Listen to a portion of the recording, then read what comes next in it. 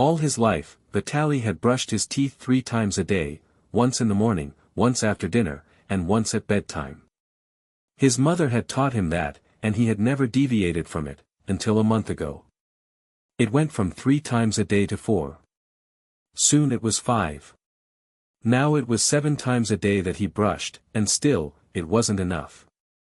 His teeth were pristine white, but his gums had begun to recede from the hard, constant scrubbing, and all day long, he could taste blood in his mouth, which only made him want to brush more. This was all the more unusual given that the man hadn't bathed in a month. His hair was tatty, his beard scruffy, and his fingernails black with grime. In short, Vitaly stank. Being a stinky man comes with all sorts of problems, obvious problems, but also problems that a cleanly person may not imagine, lying to one's mother, for example. That was something Vitaly loathed to do. When she last called, she had asked if the sweater she had knitted him was a good fit. Of course, Vitaly hadn't tried it on for fear of tainting it with his odor and told his mother it looked fantastic on him.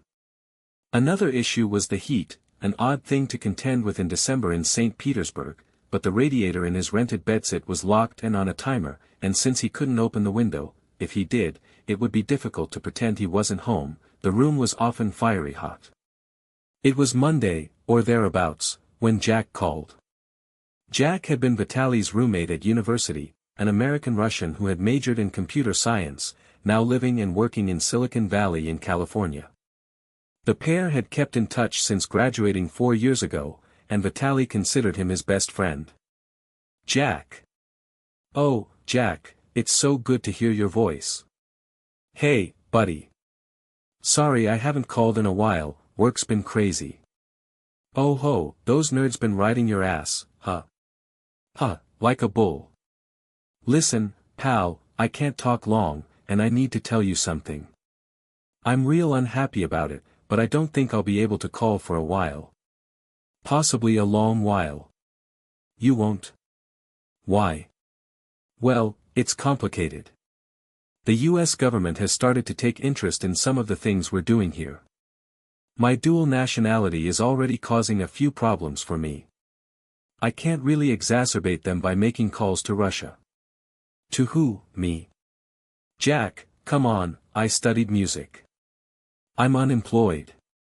I live in a hovel, man. You're unemployed. What happened to the job at the restaurant? Oh, they fired me last month. They thought I was skimming the cash register. You weren't, were you? My friend, this is Russia.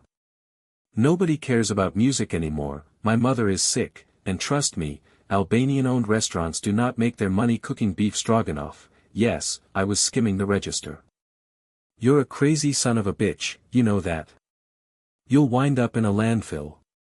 How is your mother? Getting worse, man. I'll need to go see her soon. I'm